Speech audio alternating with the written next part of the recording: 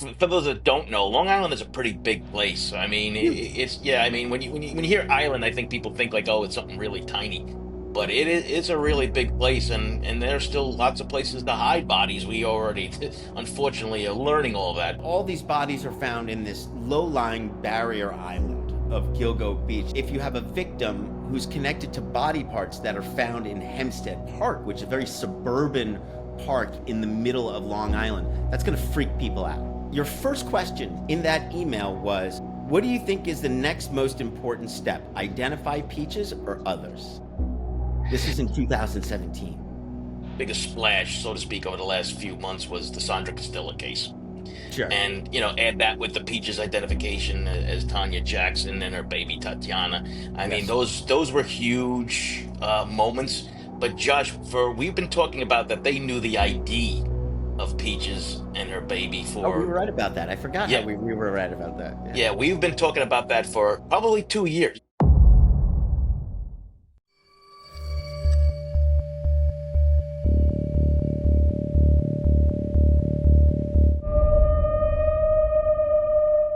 Hey, everybody, my name is Josh Zeman, and welcome to Sinister. This is a really special show that we have here, by the way, today. One of our early podcasts, and we have Joseph Giacalone. Joe and I have worked together on the Gilgo case for how many years, Joe? A number of years, maybe 10 years. Really? Has it been that long? Yeah, Sure. yeah. I All think right. 2015 was the first time we did it. We did something. Oh, really? Well, wait a second. I kind of went through. I wanted to go through our little bit of our history, because well, first of all, for everybody who doesn't know, Joe is a retired NYPD sergeant. Was commanding officer of the what is it, Brooklyn Cold Case Squad, Bronx right? Cold Case Squad. Bronx Cold Case Squad. Uh, and when it comes to cold cases, you literally wrote the book, right? Yes, actually, it's in its second edition now, Cold Case Handbook. So, it's done pretty well, and now some colleges are picking it up. So it's actually kind of interesting because we're seeing this become pretty popular. Right. I have the practical right over there, the practical homicide handbook. That's technically my only handbook. This is Gordon Vernon Vernon Gilbert. Gilbert, yep. Yeah, yeah, yeah. Who, by the way, you would see in the Killing Season. Excellent guy. Um, so this is like one of those textbooks, right? Like Yeah, that. it's a handbook. Actually, it's a little different in respect that it does cover, of course, law enforcement, which is the majority of it, but it also covers topics for the families, the victims, and also the media. So it's kind of different in certain aspects in regards to like a quote unquote textbook sort of thing, and I think that's what's made it pretty popular. Now, we discussed one point. I had the brilliant idea of shoot like we should make a video of your textbook, like that we can send around to people, or you can like instead of having to read it, you get to watch it, right? I don't know. I Yeah, thought no, that was so it's amazing. actually interesting because Laura Ingle actually took a snapshot of one of the pages that I wrote in the cold case handbook and posted it yesterday as she's Uh-huh. watching the trial, and it was about documentation, and if it's not documented, it wasn't done. And it was actually pretty interesting, and it was probably with the Karen Reed trial up in Massachusetts, but it was when you see stuff like that, you kind of like, oh, that's pretty cool. Absolutely. So, in the time that we have known each other, you have become a very popular true crime host, True Crime with the Sarge, right? Yep, true. I started the YouTube channel about 2 years ago. I had to take a break for do some family obligation stuff, but I'm Sure. back now. Yep. And it's actually we're closing in on 20,000 subscribers already, which is amazing. Wow. And yeah, and I think one of the draws too that I do is, of course, I've had guests like yourself, and I do these quizzes every day. I post a quiz question in the community, and it's about either law enforcement, courts, true crime stuff, and I think the community's really grown to like those, and it's kind of keep everybody in a cohesive unit. So it's been pretty cool. So, truth be told, based upon some Joe's success, was one of the reasons I was like, all right, I'm always a filmmaker, but I'm going to get into this world and be able to share some of what I do. So, I had asked you to return the favor and be on one of my first podcasts. So, very excited to have you. Thank you so much for joining me. Yeah, anytime, Josh. Um, so, ev- so this is also going to be, I also want to get to know the real Joe Giacalone. Because every time we talk, we just dive right in to whatever bonkers things has happened in the Gilgo case. So I think, we don't really talk, Joe. We don't really talk. Yeah, We just do like straight get into it with each of our little theories as to what's going on. yeah, I'll And I agree think with that. we'll get into some of that stuff, but I want to do like a "This Is Your Life" between me and you, going through a little bit of our history. So, do you remember the first time we spoke? Yes, it was. I believe it was around 2015, just when the killing season had already come out. Uh huh. And I was, and I still do it. I do a radio show every Friday morning Yeah. from Suffolk County, Oh, you still do that? 103.9 FM. Yeah, I still do it every Friday morning. Holy cow! And Jay Oliver, who was the morning show guy, and we were really into the Gilgo case because it was in Suffolk County, of course. Yeah. And as the years started waning by, I mean, besides your documentary, there really wasn't anybody talking about this. So we wanted to try to keep the case alive. And that's how I just reached out to you and you said, Okay. sure. And we had a bunch of people through the years, the Long Island Press people who were pretty much on top of it, Timothy Bolger. Timothy yeah, Bolger. Tim Bolger, Yeah. Jacqueline Gallucci, Uh huh. so we had a number of people. And then we had Bob Kolker, who wrote Lost Girls. He was on there. So Sure. we've been Sure. doing this for a couple of years, and that's, I honestly, when I had sent you that email, I said, the likelihood of having him say yes to come on was pretty small. But Oh, when you really? said sure, yeah, you know what, What? Go ahead. Sorry. yeah, when you reach out to people, you normally don't get a response, right? I would say no response is a response, right? And it's a powerful one. So, when you had reached back, I said, "Wow!" And I said, "Jay," I said, "He actually." So he was like, "Great, let's put it all together." And the rest is kind of history when you think about Yeah. it. Well, look, I think the point was no one was talking about it, and like there was important stuff to be discussed. What was going on in Suffolk County at the time was mind blowing. Like, I didn't Yes. even know how bad it was when we went in. We were just like, how can there be so many victims in an area that's it's not you're not out in desolate Humboldt County like Murder Mountain. You can see the bright lights of the big city from Gilgo Beach. Like, how could you have so many murders and it not be solved with all these resources? All these cops live in Long Island. Like, the brain trust is there, you know? Yeah, no, and there was definitely a big gap in it, and I think maybe some people might have been scared, so to speak, because of all the talk of corruption and all the other things that were going on, and people were worried about, I guess, fighting the system, so to speak. But when I was doing this, when I first started talking out in public about this case, and I was in Newsday articles before even, doing the radio shows. And one of the things that I always thought, the whole argument at the time was, one killer or two killers, and even to this day, that is pretty pervasive, right? People still struggling with how many killers this could be. But you know what? Some of the things that you just deal with the facts that we have, and we were just kind of running off what we were told. Let's put it that way. And then, of course, you can come to your own conclusions based on some of the information that we had. Sure. So I pulled up our email, February 7th, 2017. That was Okay. you asking me to come on uh, and talk about it. And what's so interesting is that, first of all, you said, I'm reading here, it says, you asked me to do a call in because you were teaching at John Jay, which Hmm. I thought was cool. And you said your students were watching the killing season. So, first of all, thank you, because flattery will get you everywhere. But your first question in that email was, what do you think is the next most important step? Identify Peaches or others? This was in 2017. Right. Yeah. No, like I said, we were pretty much on top of this, and we were doing things that and talking about things that nobody was talking about or discussing, way back when. So I was off a couple of years, right? I think I said 2015, so Yeah, yeah, it was 2017. 2017. Yeah, yeah, but Yeah, but I'm getting old now too, Josh. So yeah, yeah. well, it needs it's okay.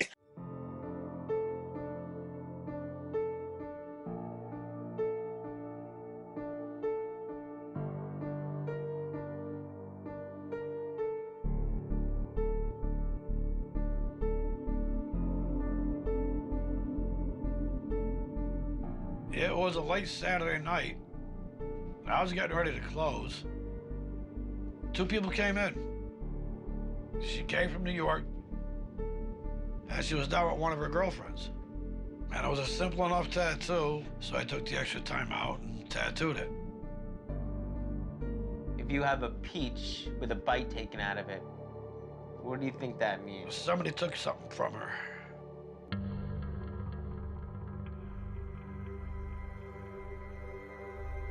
I was just flipping through the shit, and I just saw this, and I said, well, what the hell is this?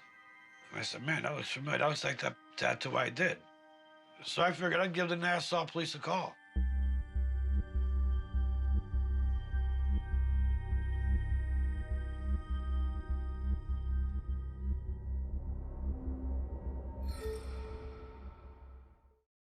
What's mind blowing about that is in 2017 you asked me about Peaches. We just found out who Peaches was 2 months ago, Right. 3 months ago, you know, and so the gap in time. But we knew back then, right? Because Peaches and the child, that was so strange. How is there a child? There must be some strange intimate connection with, with Lisk.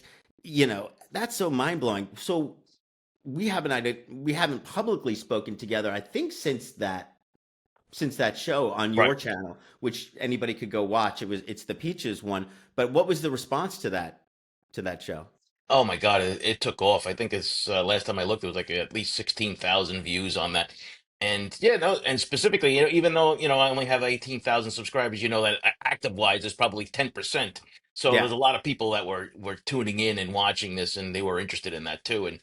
And when we spoke about Peaches way back when, we both kind of concurred. Like you said before, the fact about the baby that was involved in this whole thing, but also too about that container and the likelihood of maybe having some Yeah. clues or evidence. And that was the reason why we were focusing in on that.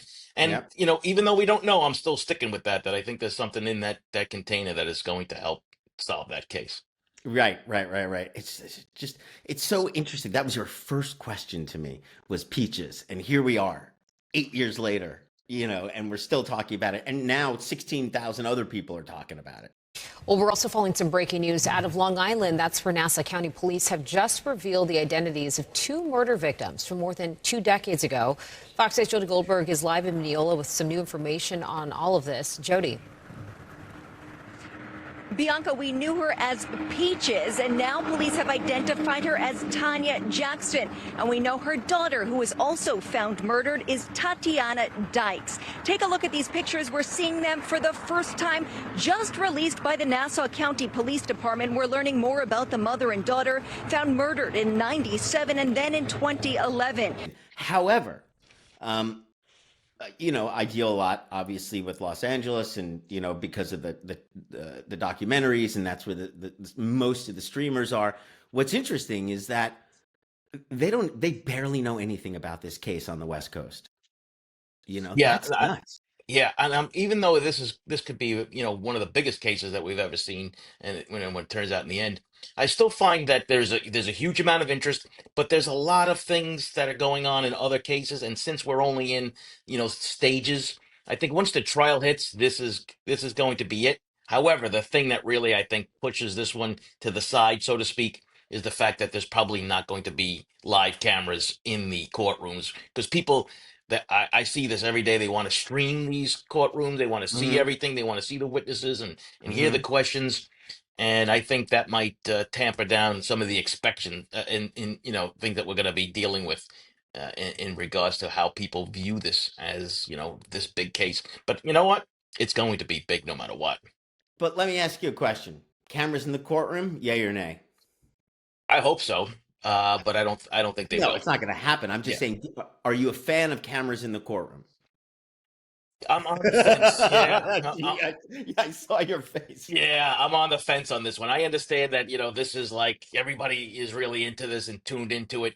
But in regards to, I always, I guess I kind of get the shivers from the OJ case and Judge Ito and how things went so bad with that. Oh, So, you think? You think? yeah, You think it might have been a little produced, a little Hollywood? Jesus. yeah. So, I mean, I'm a little concerned about that. But you know what? Here's the other issue is that when you're dealing with in the courtroom aspect of this and you have that live TV, you always wonder if somebody is holding back something, right? If they want to say something or do something, even a witness, because they know this is going to be, on national TV. So I sit on the fence, but I'm leaning more towards not seeing it on TV. Dude, come on. I mean, people play for the cameras. Yeah. People play. I'm a filmmaker. It is my job to watch people and to almost, I'm not just getting an answer, but I'm getting an answer for the camera. So I see that, and they play to the camera all the time. I think it corrupts justice, to be honest with Yeah, you. I mean, people are on guard, right? They know that they maybe will watch Absolutely. their nonverbal cues. Even, I find myself doing it because I like to talk with my hands, and I know if as I'm watching some of these videos, my hands are flying all over the place. I tend to even sit on them so that I don't make all these gestures and make it look like people kind of get distracted by that. Well, So yeah. actually, they find that hand gestures, they did a whole thing on TED Talks, and they find out that hand gestures actually help comprehension like 400%. So I you guess don't have that's to why be the worried. yeah. I guess that's why the middle finger works so well. It speaks volumes. Or thumbs up or palms. Yeah. Apparently, palms is a big one. Palms is a very inviting and a big thing. Um, so I was just amazed that we were just discussing with some interns. We're like, okay, pull some clips for us about the case, and they're like, oh, I don't know anything about the case, and so that I was amazed about that. I do have a question. Because we were just going through, and I'll tell everybody why we were going through some stuff a little bit later, but you remember back in 2016 when we had myself and Rachel, we were doing the killing season. The killing season was over, and we were working with the web sleuths, and like we were wrapping up some ends, some like loose ends, and it was why Jane Doe number 3, who was found on Ocean Parkway.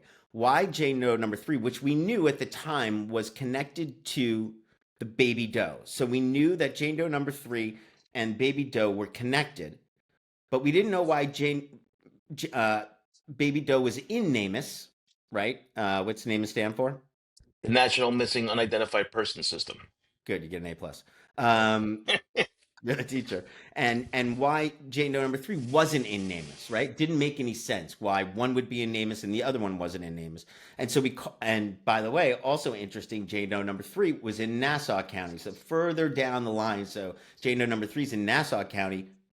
Baby Doe is in Suffolk County. So you have a little bit of that jurisdictional issue. So we call Nassau medical examiner's office, and we say, can we at least get the mom of this baby in NamUs? And then suddenly we did that with Todd Matthews from Yeah. NamUs, who's no longer with us. Great guy. Oh yeah, he was a really nice guy. And almost like an original web sleuther in a way. If anybody wants to go check, I would definitely recommend looking at Todd Matthews and some of the work that he did with Tent Girl. He identified Tent Girl. We found out that suddenly, when we got on the phone with them, the Nassau County Medical Examiner's Office suddenly said, actually, that Jane Doe number 3 is linked to Peaches, who was found in Nassau. So we didn't know that this victim was linked to that victim, which of course expands the offender profile, the geographical profile. It causes, there's so much more you can learn about who Lisk may have been knowing about that. But they didn't make that public. And I wanted to know, in your opinion, do you think they didn't make that public, or why didn't they make that public? Do you think it was nefarious? Do you think it was a holdback? Yeah, I think it was just a holdback Okay. because, yeah, and the reason why I think it was a holdback is because I think that was the case that most people were affected by in regards to the Long Island communities, right? When you hear about a baby just being left on the side of the road, I think that would have been a real, you know, horror show for a lot of people, especially, parents out there. And I think they intentionally withheld back that connection for that reason. I don't know for sure. I mean, that's just me thinking about why they would do it because there really wasn't any law enforcement reason. There was no evidentiary reason. There was nothing other than maybe the shock and awe, I think, that the Long Island community was already suffering in regards to what was already being discovered. Right. Or more the fact, I could also see the fact that, all these bodies are found in this low-lying barrier island of Gilgo, right? Gilgo, Oak Beach, this low barrier island that's not a lot of people live on this barrier island. It's more of like a beach community and things like that. So suddenly, if you have a victim who's connected to body parts that are found in Hempstead Park, which is a very suburban park in the middle of Long Island. That's going to freak people out. Yeah, and then you talk about expanding that whole crime scene field too. I mean, Yeah. for those that don't know, Long Island is a pretty big place. I mean, Huge. it's yeah. I mean, when you hear island, I think people think like, oh, it's something really tiny, but Yeah. it's a really big place, and there's still lots of places to hide bodies. We already, unfortunately, are learning all that. But the issue that comes down to is that Gilgo is now, and either an exception to even that because it was so remote. And if Yeah. you only, yeah, the only people that knew that this place even existed were Long Islanders. This was not like a tourist spot or something like Jones Beach or us or something like everyone have heard about Jones Beach, but Gilgo and Oak Beach, nobody knew those places existed unless you lived there. Yeah. Yeah. Yeah. Or when fishing off Captree, or surfing used to be a big surf spot. Um, so let's talk about updates. Give us your updates, and what's going on in the case. Well, I think the biggest splash, so to speak, over the last few months was the Sandra Castella case. Sure. And add that with the Peaches identification as Tanya Jackson and her baby Tatiana. I mean, Yes. those were huge moments. But Josh, for we've been talking about that they knew the ID of Peaches and her baby Oh, we for were right about that. I forgot how yeah, we were right about that. Yeah. yeah, we've been talking about that for probably 2 years that they Years. knew the identity. And that was funny because I remember we had a phone conversation, whatever, like, listen, do we really think that they still, yeah, we still know it. Why aren't they just saying, I mean, and I still think there was some tells in that press conference in Right. regards to not having a Suffolk County representative there because and if even if you people saw the latest documentary from Peacock, nobody from Suffolk County except for Ed Toulon Jr. was in it. We'll go into your media consumption in a little bit. Okay, But so yeah, yeah, so there's I'm still waiting for the other bomb to drop, so to speak. I still think there's going to be a big news coming out in the next couple of months. I still think, and I think Peaches is on the table for something like that, or the identity of Asian male doe. I'm hoping all of it. I'm hoping all of it in regards to this because I've said this 100 times. I don't believe in coincidences, right? I mean, you have all these victims scattered throughout Gilgo Beach, ties to other locations like Manorville, and you know not publicly we didn't speak about Manorville, but we tied that gun club way way before, early, way early. yeah, Yeah, we really haven't early on. spoken about. We never spoke about that publicly, did we? No, we didn't. I think I remember I remember we were talking about it, and it was like one of those moments, like, yeah, and then the gun club, and then we were like, yeah, the gun club, like, Exactly. yeah, like maybe really, do we want to go public with that? I remember we were talking about that, and we I know. both I said know. I like, kind know. of like, yeah, maybe, maybe we're not jumping the shark on that one, but No, yeah, dude. Hunter, right? The first thing we all learned: Hunter, guns, boom, 300 guns. You don't have 300 guns in anywhere in the United States without belonging to a gun club. Number one, right? yeah, And then duck hunting. And then the thing about Manorville, if you go, like, just go on, it's not that hard to figure out, by the way, right? You yeah. go on Manorville, you look around. The only thing that's around that area are gun clubs, are like preserves. There's like 5 gun clubs around there, and it's like, boom, he must have belonged to a gun club around there. And then you just, truth be told, I was asking Joe to please call up all of the gun club presidents and be like, I'm a cop. Yeah. So don't worry about it. I got you. Do me a favor. Was Rex part of your thing? Did you ever call up any gun clubs and do that? Yeah, no, I didn't do that just because I am no longer, Man. yeah, I'm no longer part of that. And I think, we kind of knew it, but there was that little percentage of saying, if we're wrong, we're going to look like total morons on this whole thing. But you know what? Like I said, you look back on it, those are the chances that kind of break things open. And then now we're seeing, him in all these gun clubs and pictures and photographs of him, right? So, I mean, it was kind of like, yeah, we kind of knew that, but Well, I think we went further down the rabbit hole because remember we spoke to an investigator who had actually looked at those gun clubs, and we started to look at the role. yeah, The problem is you cannot get the lists of the people who are in those gun clubs because it's privately held information. Um, my question to you, Joe, would be who else was a member of any of those gun clubs? Yeah, that guy. If we're gonna be thinking about the same person, his We initials are are. JB. Yeah, John Petrov. Yeah, no, I mean, look, Another. we know that Rex was looking for him, right? We have his Google searches, so it's not a stretch of the imagination. And then, of course, Sandra Castilla, where Spoda at the time, before he went to federal prison, was was telling everybody that he's liked for the case, right? We had Rita Gritty and Colleen McNamee, and You know, then find out it was Rex. That was a shocker. Joe, what I say is there's no such thing as coincidence. Two hunters frequenting Manorville in whatever association who both killed sex workers. Yeah, and actually, when they were showing those flashing those photos on the screens, some of the things I'm like pausing them to look at the pictures to see if you see anybody, Yeah. but they blurred out most of the faces. So yeah, it Oh, I could was get looking at those really. exactly. I was looking at those photos too. I was like, "Who's in the background?" Listen, it's a stretch, but but it's worth asking a question, because and that's the whole thing. You bring up this note that I've always kind of talked to you about, or it's something stuck in my mind from you, which is there's no such thing as coincidence, and Right. and we even discussed that when I was writing the VO for the killing season about Shannon Gilbert. If there's no such thing as coincidence, then how do we reconcile Shannon Gilbert? Listen, the whole thing with Shannon Gilbert, she's the outlier as far as all of these cases, right? I agree. And and I said from the beginning, I think that she met her demise at the hands of another, but I do not think. Whoa, whoa, whoa, whoa, whoa, whoa, whoa. I don't think she drowned. Wait a second. Have we discussed this? Not really. Not really. I don't think she drowned. Um, Uh-huh. Do you think she the, was given sedative? I think she was drugged. Yeah, I think she was drugged for sure. I mean, just listening to that 911 call, I mean, you can hear the hysteria, you can hear the confusion and the lack of, I think sometimes even details in regards to that could be involved because she's scared too.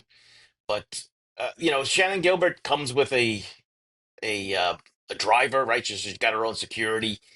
This is a small knit community. We know where she went. We know who she was with. The details that happen afterwards are, sketchy. Let's put it that way, because Agreed. Agreed. things weren't done well. I mean, you didn't get the surveillance video. I mean, Agreed. there are lots of questions that lead to, like, of course, conspiracy theories. But the issue that comes down to is bad investigation, Yes. untimely death. Yes. You know what? And if and we've said this too, if it wasn't for Shannon, right, none of Of this would course. be found, Of right? course. Of course. Of course. It's the tragedy. It's also like, it's almost biblical in a sense in terms of like the sacrifice made, for these other women. But I still get back to that issue because I still can't reconcile because I'm revisiting some of this stuff and I'm asking, is this one of the greatest coincidences in true crime or is this something else? But then you look at Peter Hackett's behavior and it is a little bit shady. Why lie? He lied about the phone calls and stuff like that. I think Mary Gilbert got some information wrong on the phone calls, but in terms of timing, but he still lied. Um, you know, he could have given her a sedative. That's not out of the question.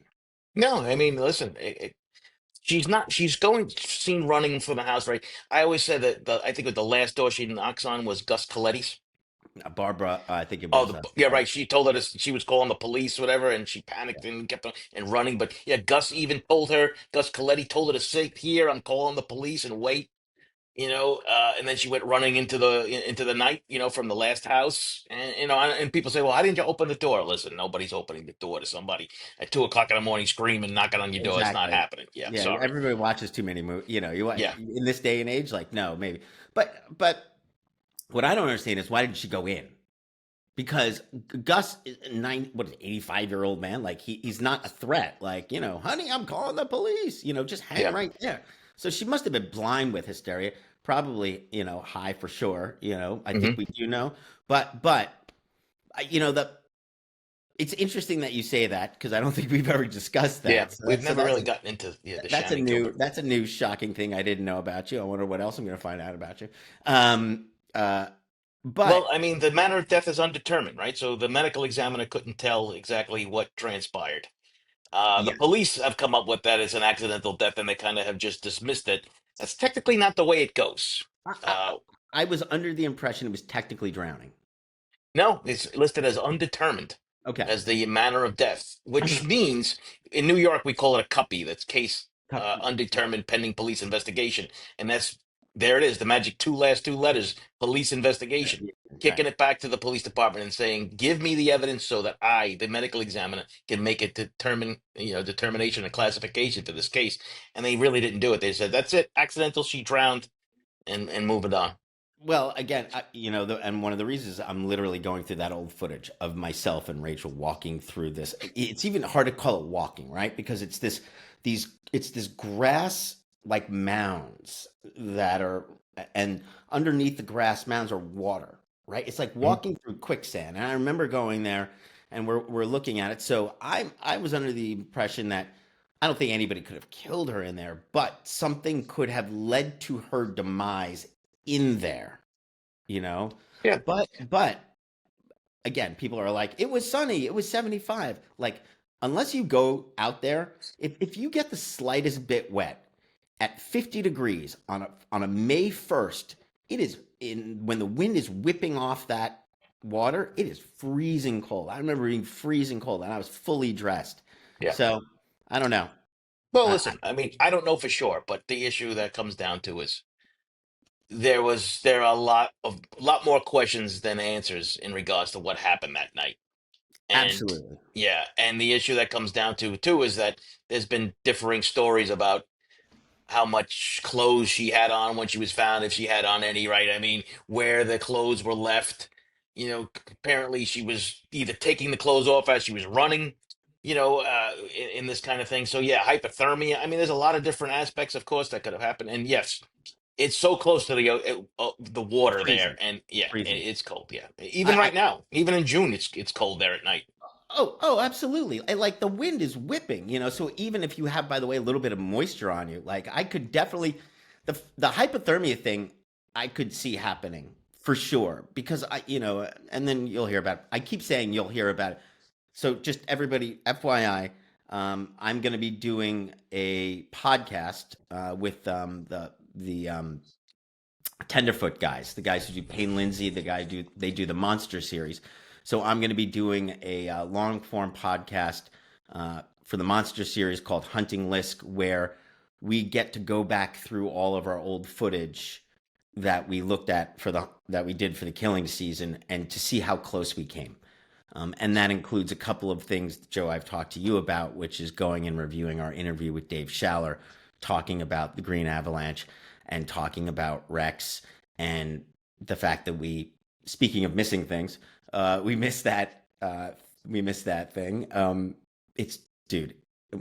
So for everybody who doesn't understand, I'm gonna have Joe on that podcast, and I'm gonna play him this interview from Dave Schaller so I could get a law enforcement perspective, because it's interesting. It's weird. There's some tells in this interview that make you really question the narrative of how Rex was caught.